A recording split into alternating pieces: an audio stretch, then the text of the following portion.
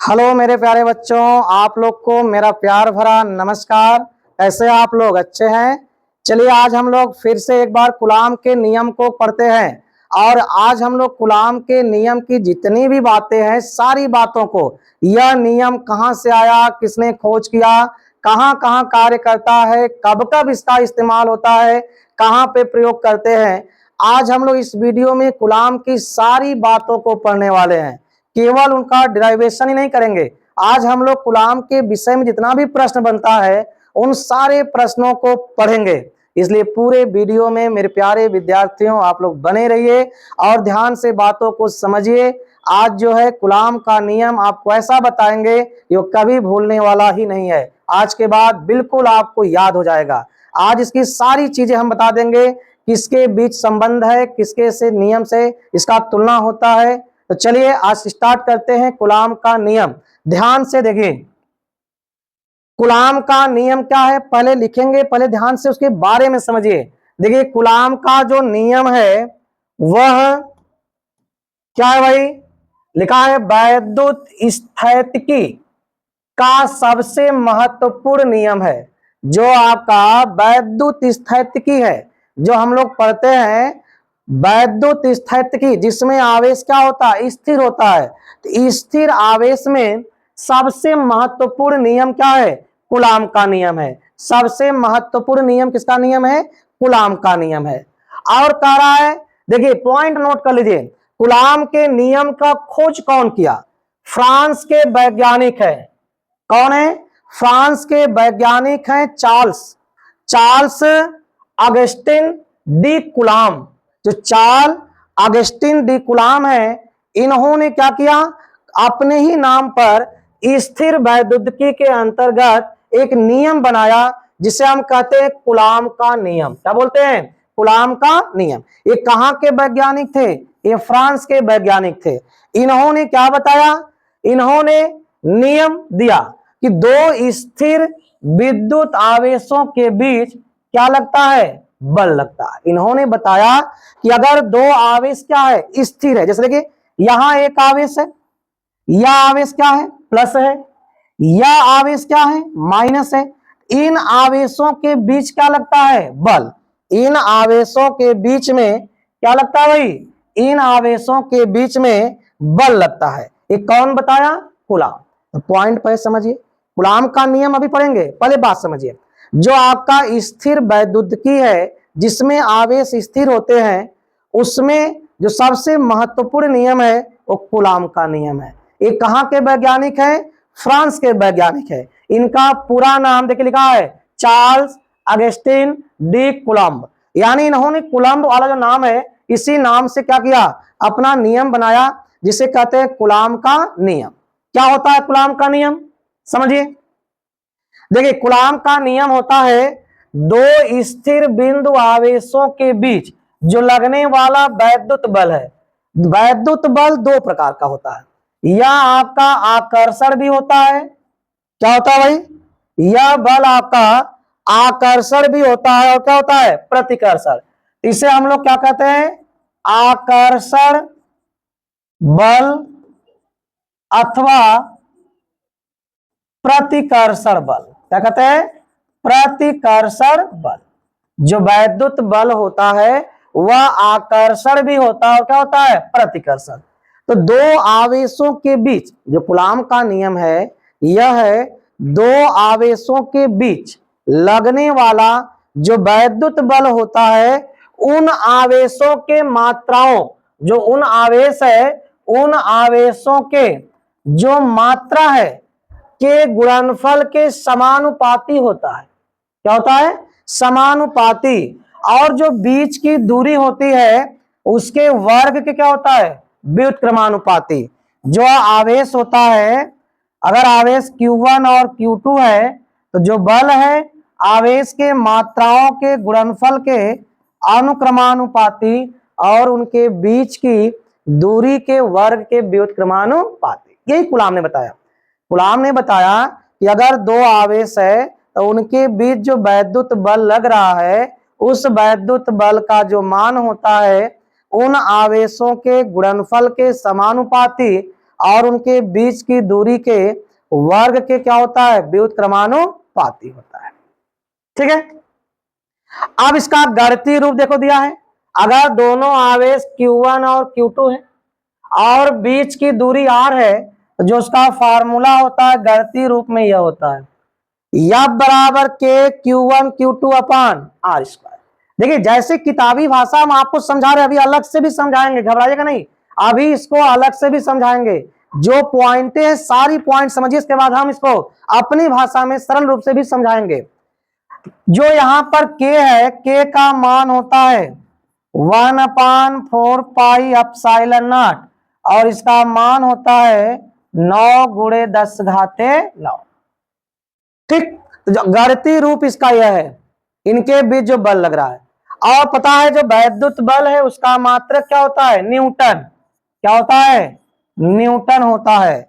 आवेश के मात्रक लिखा है कूलम्ब, इसका मात्रक होता है कूलाम। अब कहते हैं क्या होता है, कूलाम। और दोनों आवेशों के बीच की दूरी है, दूरी का मात्रक क्या होता है, मीटर। और जो कांस्टेंट है, कांस्टेंट जो होते हैं उनका मात्रक निकालेंगे अलग से।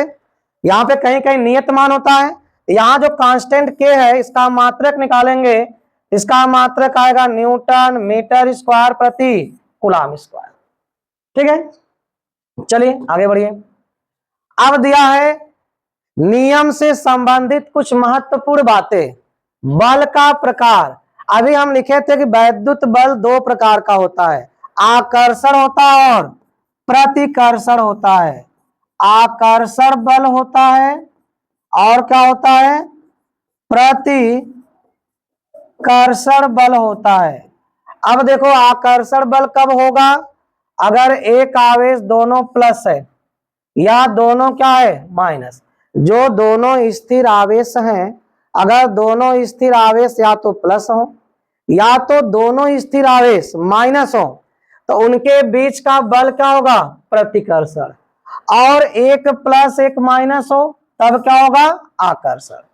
और लिखा है दूरी का प्रभाव, दूरी बढ़ाने पर बल क्या होता है, कम हो जाता है। अगर आवेश को आप धीरे धीरे दूर हटाएंगे, क्या करेंगे, आवेश ले लो और उसको धीरे धीरे क्या करो, दूर हटाओ। जब दूर हटाएंगे तो उनके बीच का बल घटेगा और दूर से जैसे जैसे पास लाएंगे उनके बीच का बल क्या होगा, बढ़ेगा। तो दूरी बढ़ाने पर बढ़ता है और दूरी घटाने पे क्या होता है, घटता है।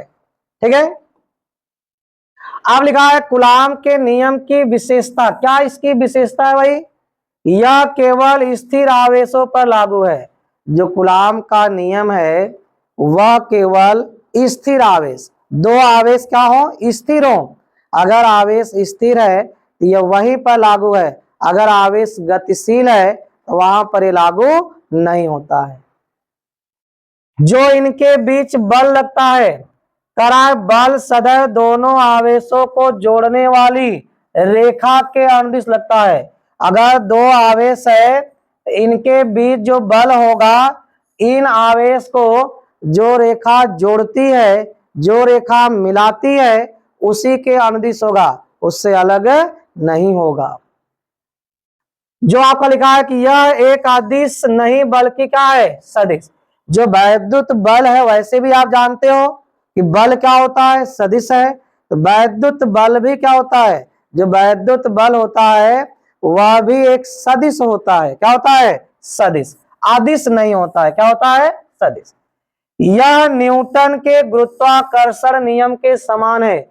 जिस तरह न्यूटन का नियम दो स्थिर पिंडों के बीच कार्य करता है, उसी तरह कूलाम का जो नियम है दो स्थिर आवेशों के बीच कार्य करता है। इन दोनों में यही क्या है, समानता है। अर्थात जो कूलाम का नियम है न्यूटन के गुरुत्वाकर्षण नियम के समान है। ठीक है, अब देखिए मात्रक लिखा है, तभी बताया आवेश का मात्रक पता है आपको खुद ही, क्या होता है, कूलाम होता है। बल का मात्रक क्या होता है, न्यूटन होता है। दूरी का मात्रक क्या होता है, मीटर होता है। कूलाम के नियम की सीमाएं, जो यह नियम है बिंदु आवेशों के लिए सही है। यह नियम किसके सही है, बिंदु आवेशों के लिए, आवेश आपके क्या हो, बिंदु आवेश हो। बहुत अधिक गति वाले आवेश पर ये लागू नहीं होता है, अर्थात अगर आवेश गति करेगा तो गतिशील आवेश के लिए यह नियम लागू नहीं है। यह नियम केवल क्या है, स्थिर आवेशों के लिए लागू है। यह स्थिर आवेश पर लागू है। और अभी आवेश कौन चाहिए, बिंदु आवेश। बिंदु आवेश का मतलब है आवेश का जो परिमाण होता है वो क्या होना चाहिए, छोटा होना चाहिए, बहुत लिमिट, बहुत बड़े आवेश नहीं होने चाहिए। चलिए भाई, अब लिखा है डिराइवेशन ऑफ कूलाम का नियम।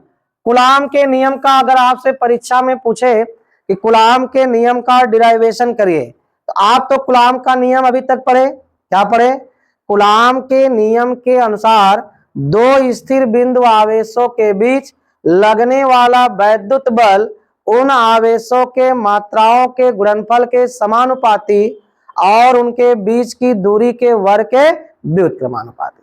अभी आपने परिभाषा पढ़ा।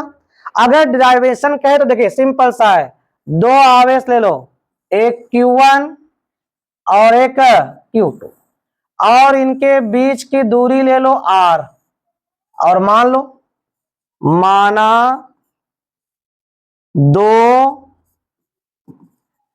स्थिर बिंदु आवेश Q1 व Q2 है, जिनके बीच की दूरी स्मॉल r है। तो कूलाम के नियम से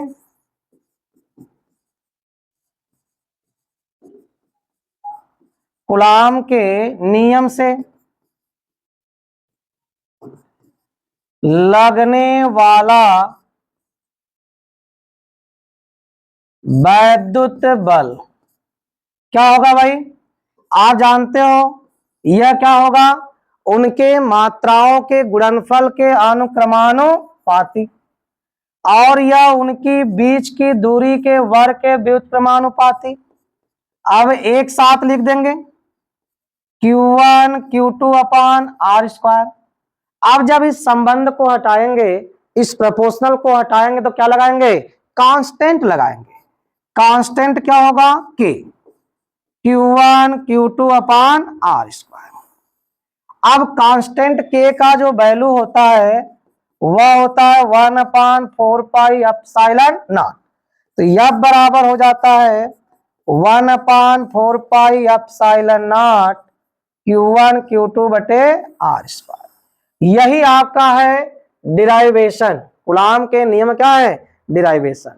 और बढ़ा देंगे, यदि माध्यम का परावैद्युतांक K हो तो आपका फार्मूला बन जाएगा 1/4 पाई एप्सिलॉन नॉट के Q1 Q2 अपान R का स्क्वायर। और जो 1/4 पाई एप्सिलॉन नॉट है इसका मान होता है 9 गुणे 10 घाते 9 न्यूटन मीटर स्क्वायर प्रति कूलाम का स्क्वायर। तो यह कूलाम के नियम का डिराइवेशन है और यह आपको बिल्कुल आसानी से समझ में आ गया होगा।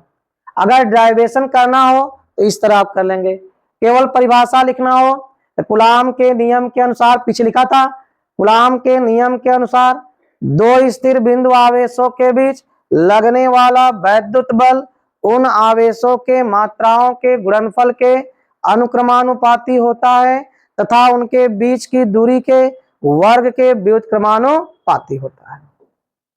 अब देखिए, अब दिया है कुछ क्वेश्चन, कह रहा है कि दो आवेश है, एक है 2 कूलाम, Q1 का मान है 2 कूलाम, Q2 का मान है 3 कूलाम, इनके बीच की दूरी है 2 मीटर।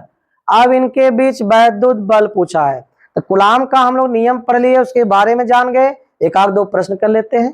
देखिए, तो आप फार्मूला क्या पढ़े हो, यह पूछा है, पढ़े हो 1/4 pi epsilon naught Q1 Q2 upon r square. इसका मान अभी बताए होता है 9 गुणे 10 घाते 9। Q1 का मान है 2, Q2 का मान है 3, R है 2, 2 का वर्ग 4। यह हो जाएगा 2 दूनी के 4, 2 से कटा दीजिए, यह हो जाएगा 1.5 और 1.5 का मल्टीप्लाई करिए 9 में, तो आप पढ़े कितना होता है 100, कितना होता है 35.1 स्थान पे क्या हो जाएगा 10 घाते 9। तो आप इसको मात्रक लिख दो, क्या हो गया न्यूटन। अगर आवेश आपका 2 और 3 कूलम है, बीच की दूरी 2 मीटर है, जो लगने वाला बल है आपका निकल गया। ठीक है, चलिए फिर देखते हैं अगला क्वेश्चन। दो समान आवेशों के बीच, दो समान आवेश है यानी Q1 और Q2 दोनों ही बराबर है। किसके बराबर मान लो, Q के बराबर। के बीच 9 न्यूटन बल लगता है। F का मान कितना दिया है 9 न्यूटन। 9 न्यूटन का बल लगता है यदि दूरी को 3 गुना कर दे।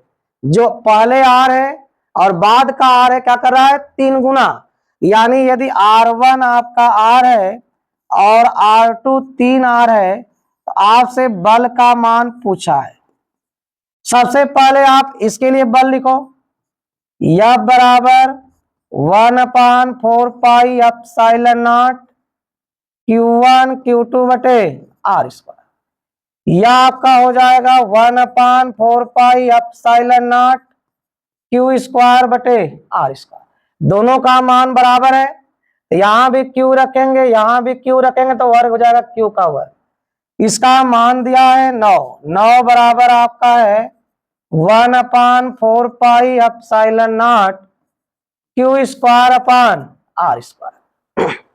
अब F2 के लिए क्या होगा भाई 1/4 pi epsilon naught Q1 Q2 बटे R2 स्क्वायर।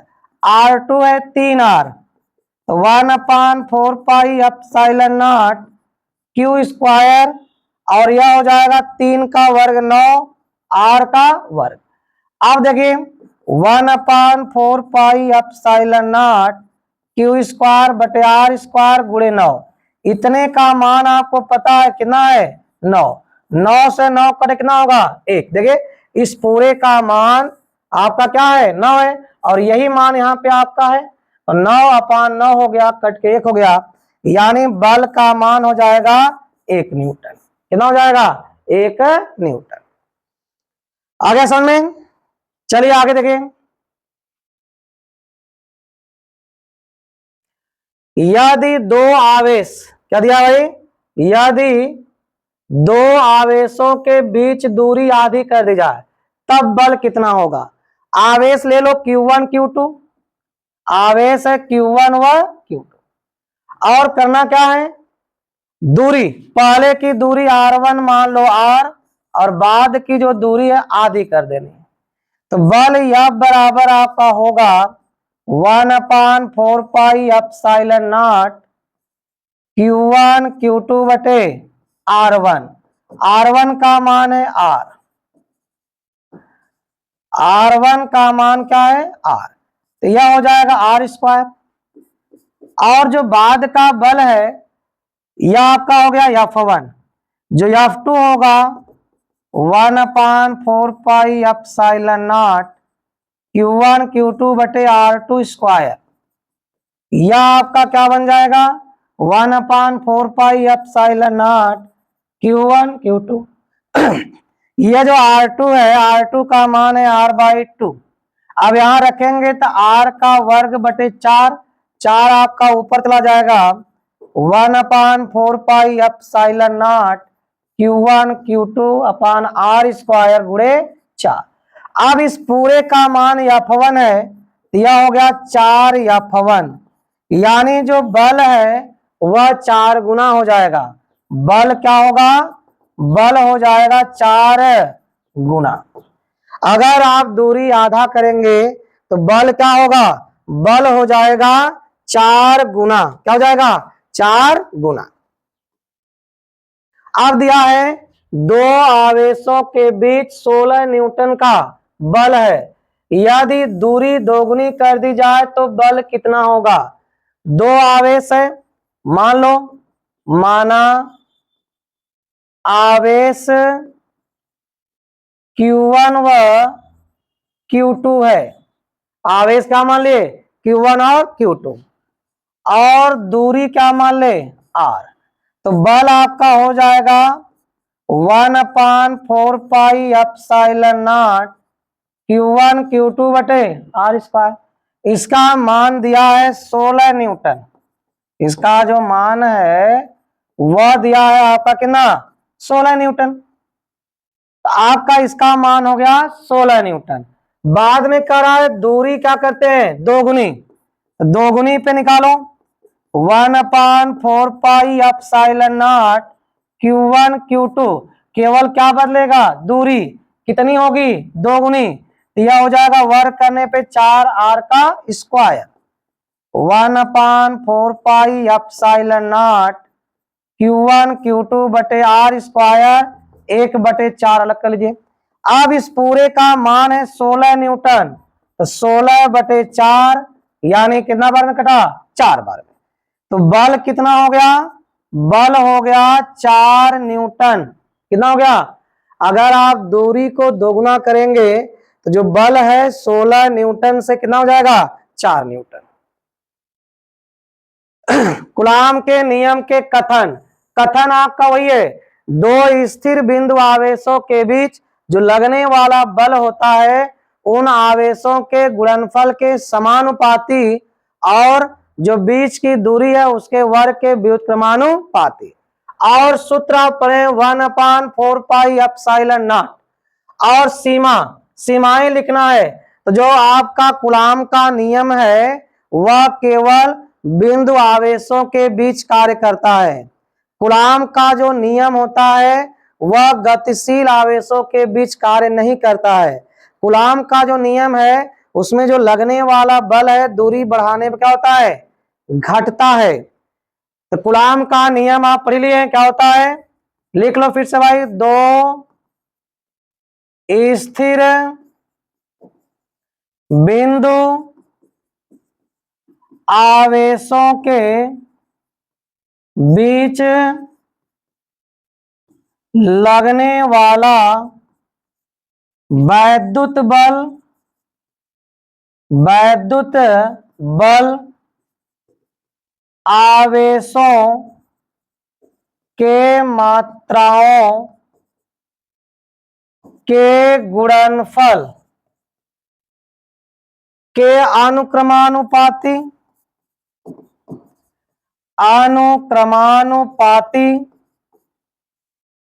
तथा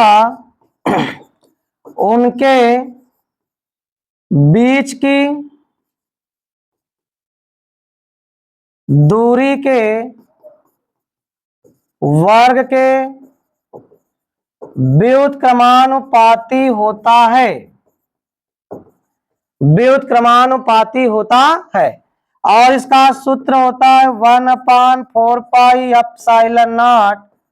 Q1 Q2 बटे R स्क्वायर, और इसकी सीमाएं हैं, यह केवल स्थिर बिंदु आवेशों के बीच कार्य करता है, यह केवल स्थिर बिंदु आवेशों के बीच कार्य करता है। यह गतिशील आवेशों के बीच कार्य नहीं करता है, यह दूरी बढ़ाने पर घटता है।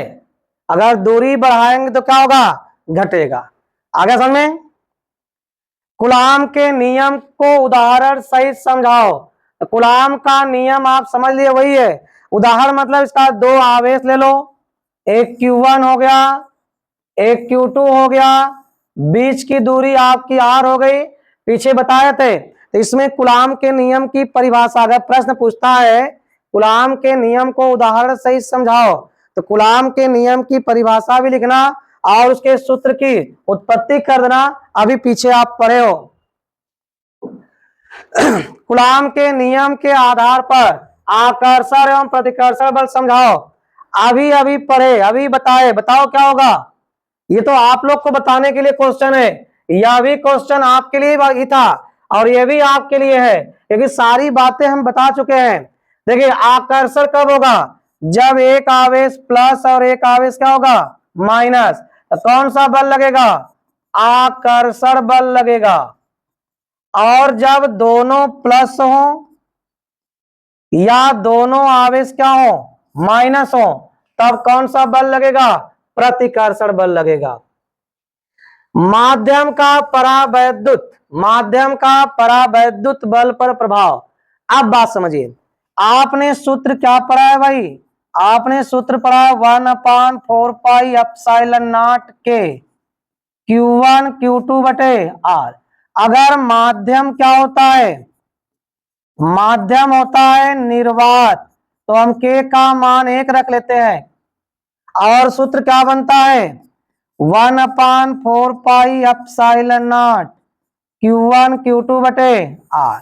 लेकिन जब माध्यम का परावैद्युतांक दिया हो, क्या किया हो, दिया हो, जैसे माध्यम निर्वात न हो, माध्यम जल हो, माध्यम कांच हो, माध्यम पारा हो, अगर K का वैल्यू देगा, अगर मान देगा, तो बल पर क्या प्रभाव पड़ेगा, बल का मान घटेगा, बल का मान कम होगा। अगर आवेश निर्वात में है तब बल आपका पूरा कार्य करता है, अगर आवेशों के बीच कोई माध्यम हो तो बल का मान परिवर्तित होता है, बदलता है, उसका मान घटता है। ठीक है मान क्या होता है भाई, घटता है।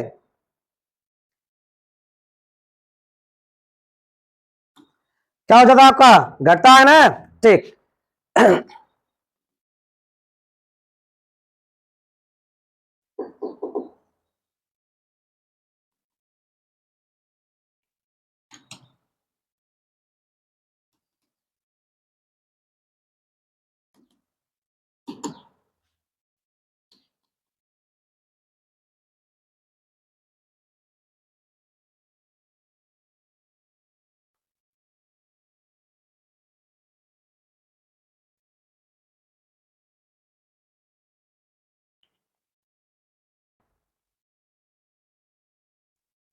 देखिए बात समझ में आ गई।